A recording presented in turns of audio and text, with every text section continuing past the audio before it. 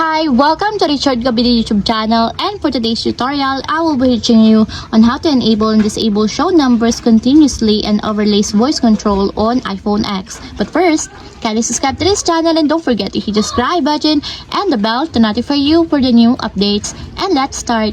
Using your iPhone X, from your home screen first, go to Settings. Then in the Settings, scroll down and find the Accessibility and then Top. Then in the accessibility, scroll down again and go to physical and motor section and then tap the voice control. Then in the voice control, go to this section and then tap the customize commands. Then after that, in the customize commands, tap the overlays. Then in this part in the overlays, tap the show numbers continuously. And then in the show numbers continuously, as you can see that it is already enabled. But you have to activate also the switch button under the confirmation required to fully enable the show numbers continuously in your overlays until it becomes green. And if you want to disable or turn off, just tap again the switch button just like this. And that's it, we have successfully enabled and disabled show numbers continuously and overlays voice control on iPhone X.